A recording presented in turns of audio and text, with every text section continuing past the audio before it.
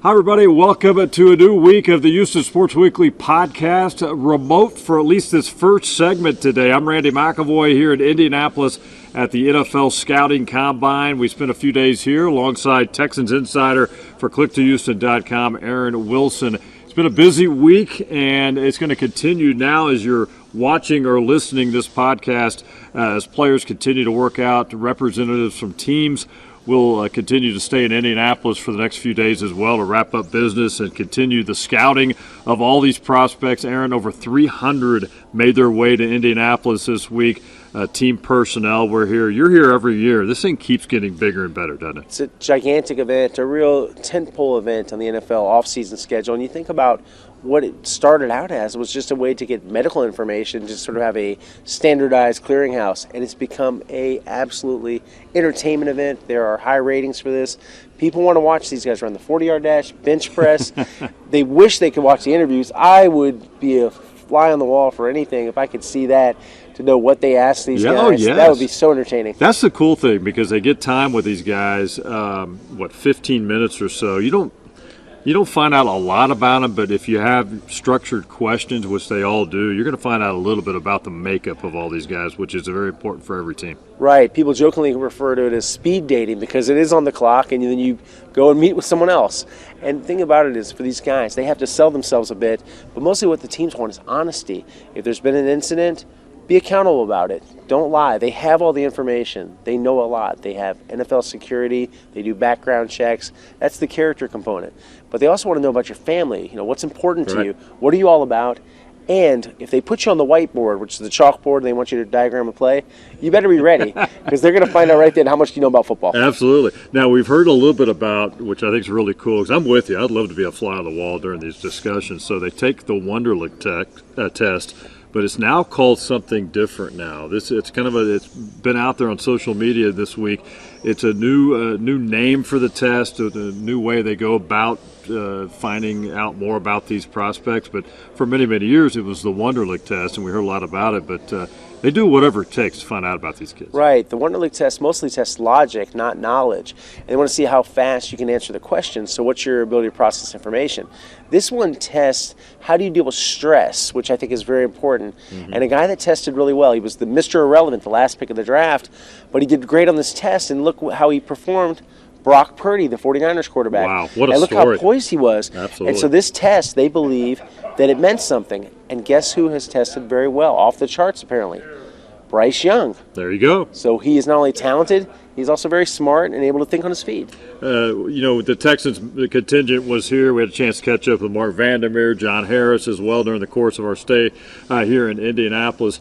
Earlier in the week, I want to get your take before we get to some DeMeco Ryans sound here. General Manager Nick Caserio came to town.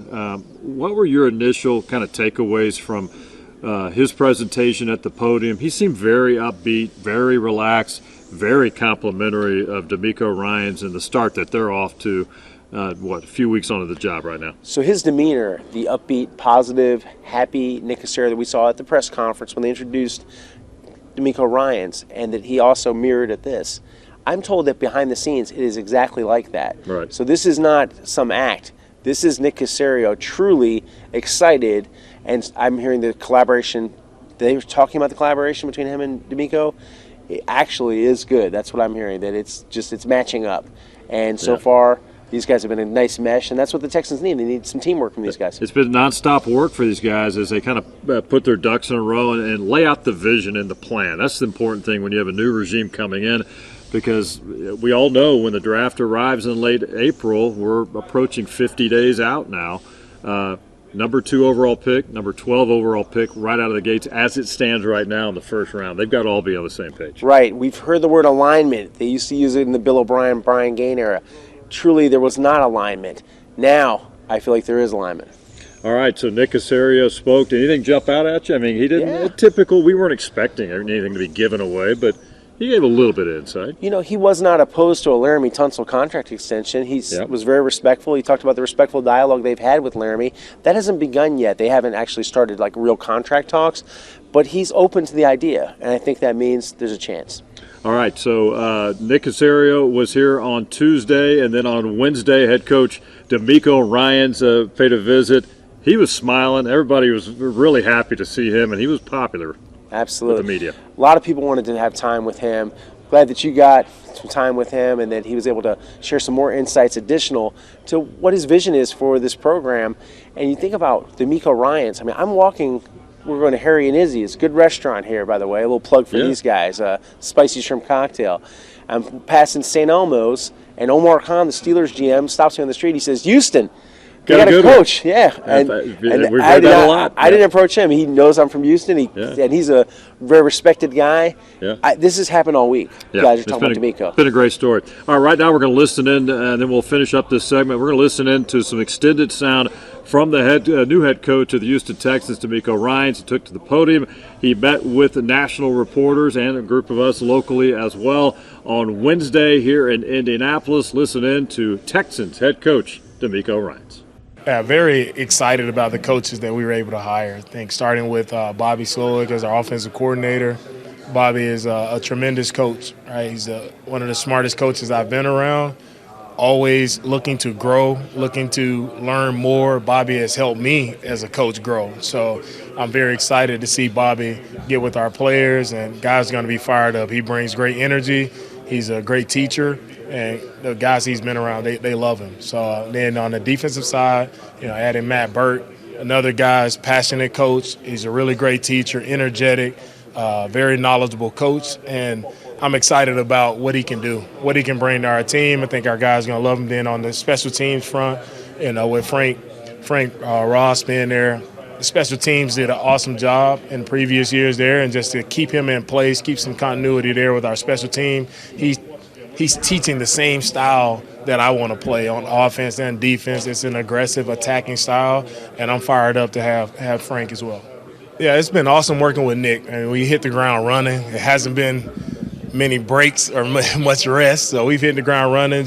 And Nick has been awesome to work with. Nick is very knowledgeable guy, right? And I'm happy to be a part of a team that has a GM in place who has so much experience, right? So much to a guy that I can bounce ideas off of. He's seen it done many ways, seen a lot of different players, and just having his knowledge and his experience has really been very beneficial to me. So I'm excited to work with Nick, and it's been a very smooth transition, smooth process. Communication has been awesome working with Nick, and we see the game the same way, which is great. All right, we see the game the same way, see players the same. So it'll be really nice to continue to work with him. Right, our coaches are back. They are going through their scheme. Coaches are implementing schemes on the offensive and defensive side, so they're going through scheme work, but they're also evaluating free agents in the process as well. So we've talked about, our profile of players that we look for. We've went through that process. So offensively and defense, we know the type of guys that we're looking for. So our coaches are just combing through to make sure that there are a lot of great free agents out there, but every free agent isn't for us. So we want to make sure we get guys who are scheme fits and guys who fit exactly what we want them to do. We'll see how that process goes and see how it fits. We have some good players there, and we're in San Fran, and we'll see. It's you have guys that right? That's it's easier to work with guys but it's all about finding the right guys for the Texans, right? And that's what we'll do throughout this process. How do you feel about quarterback?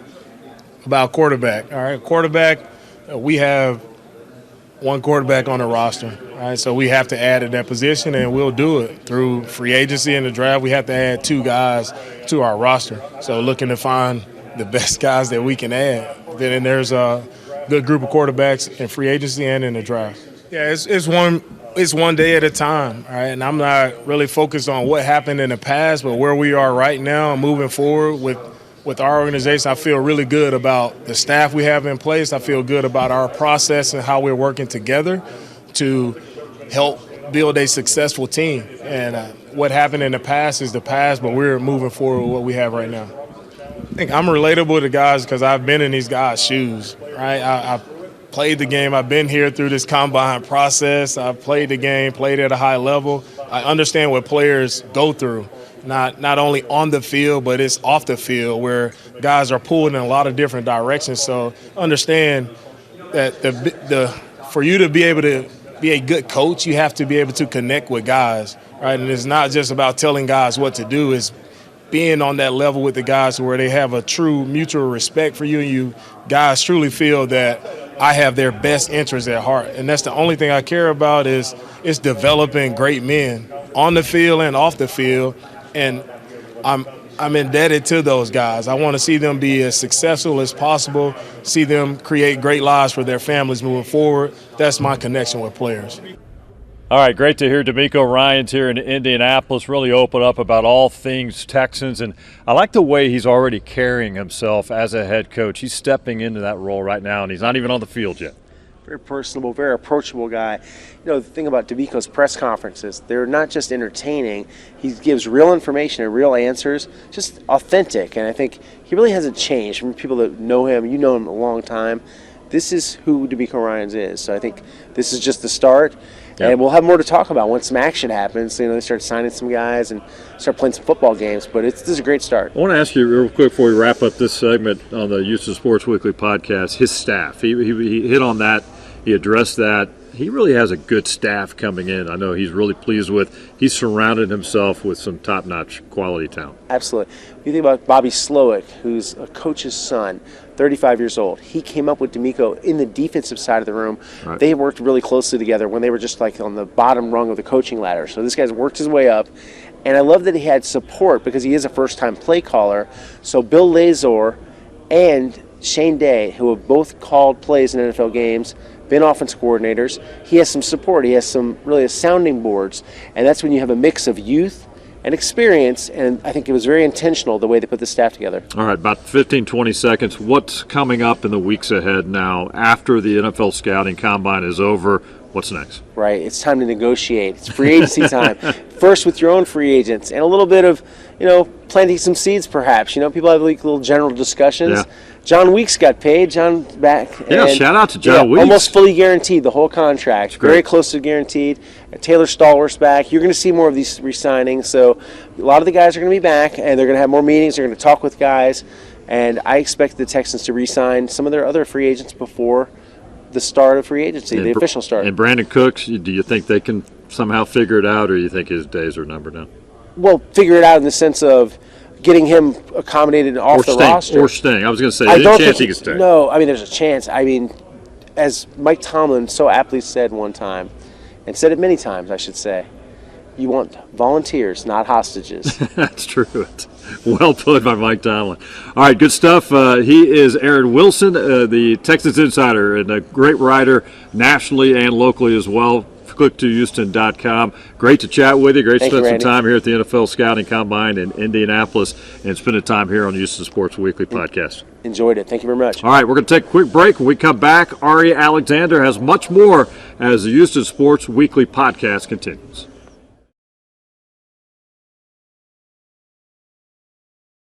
Welcome back to Houston Sports Weekly. Great conversation there in our first segment with Aaron Wilson and Randy McElvoy out in Indianapolis at the NFL Scouting Combine. Lots to do for the Houston Texans when it comes to this draft. 13 picks, potential quarterback up there at the top of the draft. And I saw one thing that I would love that I don't actually think makes a whole lot of sense.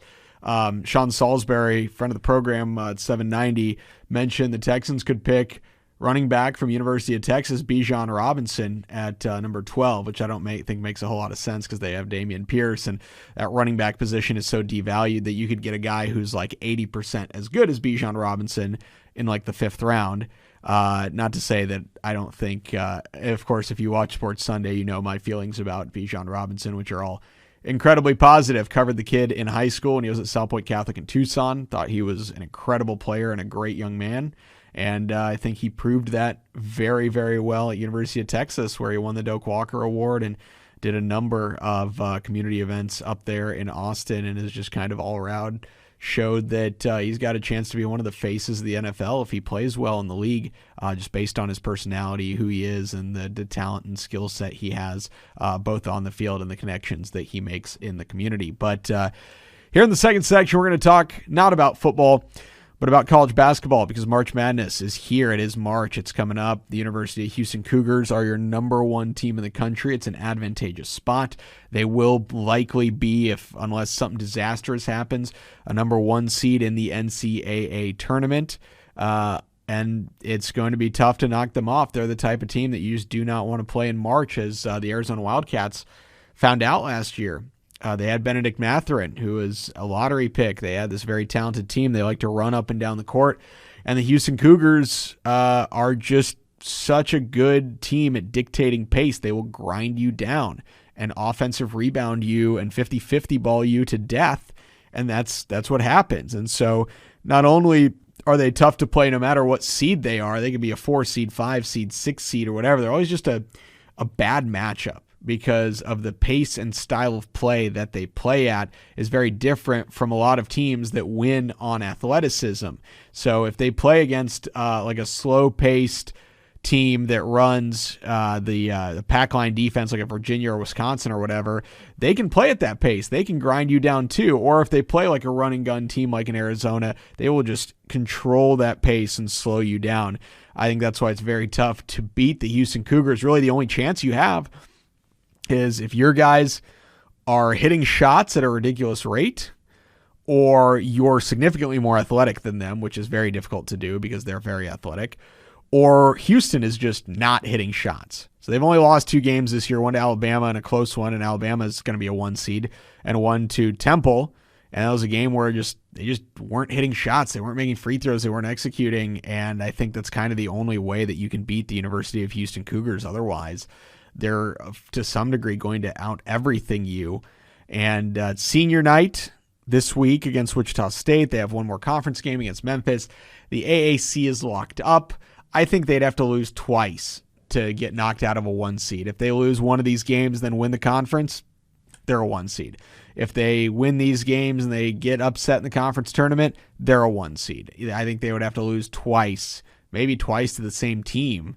Even, if they lose to Memphis at the last game of the year and then they lose to Memphis in the conference tournament, you could see, well, why are we making this team a 1 seed if Memphis is 2-1 against them? I don't think you have all that much to worry about. I think the Cougars are probably going to go into the NCAA tournament with just those 2 losses that they have. What are they, 27-2? They'll be 29-2, and then they'll win 3, so they'll be like 32-2 or something like that going into the NCAA tournament. They have been an absolute monster this year. So as far as other NCAA teams with a legit shot, we'll pull up the college basketball polls here, and we know the University of Texas is very good. Purdue is very good. UCLA is ranked highly in the country. Marquette is having a good year. Baylor, Texas, Gonzaga. Tennessee has been good and going down a little bit. They've had a loss here and there. And Texas A&M's in the top 25. So, but I'm looking at all these teams, and other than Alabama, who's beaten Houston in 2 close games the last 2 years, and maybe Kansas just because the quality of player that Kansas has year in and year out, these teams don't scare me. I would be shocked if Houston doesn't make it to the Final Four unless you run into like a Purdue, like maybe, Purdue is a tough matchup. Other than that, man, I'm looking at this poll of these highly ranked teams, and I guess Virginia could grind you down, but they kind of play the same pace stylistically that U of H does. And other than that, some of these like the Big Ten's really good, but they kind of beat each other up. I'm definitely not scared of Xavier. I think we know what a Kelvin Sampson coach team would do to a Sean Miller coach team. TCU has been good. They're in the top 25. They have some talent from the Houston area. It's going to be a fun NCAA tournament, but I think if you're a Houston Cougars fan, you have a reasonable expectation of making the Final Four. I think that the Final Four this year should be expected, and then as we know how difficult it is to win, once you get there, then you see what happens. But I think that making a Final Four, or put it this way, if Houston doesn't make a Final Four, I think it's okay to be disappointed. Last year they made the Elite Eight on a team that lost a bunch of players that were kind of reloading with grad transfers, and that was great. You made the Final Four the year before, you made the run, you had the good team, you took a step back, and you made the Elite Eight. That's a phenomenal season. It's hard to beat that. This year, though, Marcus Sasser's back. You didn't have Marcus Sasser last year. Jarris Walker is a projected lottery pick, and I've seen him as high as 5. The Athletic, I think, had him at 5. So you have a lottery pick, you have a potential Naismith Player of the Year candidate in Marcus Sasser, and then you have your general like Kelvin Sampson role players of a bunch of guys that do all the right things on the court and rebound and hit shots and play together and play defense and go for 50-50 balls. And like Juwan Roberts has really stepped up lately, and he's one of those guys. He was averaging like 3 points a game last year. And I think that in this program, it's great because Kelvin Sampson will go, hey, even if you're not a top recruit, you do the right things, you wait your turn, you're going to get your shots. And look what's happened. Juwan Roberts had games of 26 and 20 recently, and he's a guy who averaged 3 points a game last year. He's not there to be a scorer. He's not there to be a first option. Marcus Sasser is your first option, then Tremont Mark, then Jarris Walker, and then you got Emmanuel Sharp. You got all these guys, and Juwan Roberts is somehow dropping 20 and 26 in consecutive games, because there's a spot for him. Senior night, there's a guy like Reggie Chaney where he just does all the right things, and every once in a while they're going to run some plays for Reggie Chaney, or Reggie Chaney's going to get a few offensive rebounds and go put that thing back up, and suddenly you look up and Reggie Chaney's got 10 and 8, and he's playing well. And so I just think that they're such a well put together, tough to face, deep team. It's hard to play. I mean, you lost Fabian White, you lost good players, Kyler Edwards, those guys, and you still have what is probably a better team than last year's team, because Jarris Walker is a lottery pick, because Marcus Sasser's back from his foot injury. So if you're a Houston Cougars fan, I think Final Four is a reasonable expectation. So we got about 5 minutes here, and for the last 5 minutes, of course, we will discuss Astros spring training. I wanted to talk about a couple of young guys that have been showing out. Justin Durden has been the hot name. There's not really a spot for him on the Astros roster right now. He's a corner outfielder, plays left and right. The good thing about a guy like Chas McCormick, where he's the center fielder, McCormick is also capable of playing left and right. You don't really need a right fielder because Kyle Tucker will play 150-plus games a year. But in left field, there's a whole bunch of guys. Jake Myers could conceivably play left and right. McCormick is probably by trade more of a left fielder than a center fielder, but he's played defense at center excellently over the last year, and obviously in the World Series and the playoffs.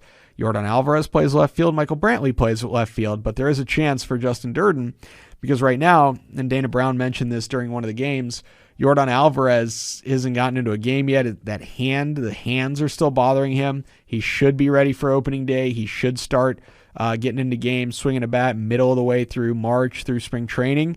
But what if there's a setback? So that's something a guy like Justin Durden would keep his eye on. Michael Brantley, still haven't seen him yet. He's apparently swinging and getting ready to get in the swing of things. We'll see if he's ready for opening day again. If not, then do you bring up, do you put in Durden, who's replacing one-to-one an outfielder, or a guy like J.J. Matajevic, who's been solid in spring training, and he can play a little left. He's got a bit of time. He played in left in the minor leagues, even though he's probably more of a natural first baseman and kind of more of a DH more than anything. Do you put him up there, especially when you have a guy like a David Hensley, who could also probably, you stick him out in left and he won't kill you there, and plays 4 other positions, or Mauricio Dubon, you could probably stick out in the left. But Justin Durden's making his case. He's got a couple home runs. He's just been hitting the ball well, and so that's a guy to watch. Worst case scenario for him, I mean, it's really not that bad of a scenario, because he was in Double-A most of the year and then spent a little time in Triple-A. You'll see him in Sugar Land. He'll be in Triple-A for a whole lot of the time, and then if they need him, there's a number of guys that I think the Astros system is excited about who are probably ready to contribute in some way at the major league level. Not saying they'll be, like a superstar or whatever, but they could probably contribute to someone, like a bad team, right? Like right now, J.J. Matajevic's a good example of this. I think there's like 8 teams in the league. You can just stick him at DH or first base, say you got 550 at-bats, and he'll hit 240 with 25 home runs and be, a positive player. He just doesn't have that role with the Astros because they have so many good players that are blocking him. Justin Durden's kind of like that. Joe Perez is a guy that's been around the system for a long time. He's kind of been hurt here and there, but he got called up very briefly last year, and he could probably be a backup third baseman or whatever for someone, right? And it's just tough to break through that with the Astros. Another guy I want to bring up quickly, got a couple minutes here, is Cesar Salazar.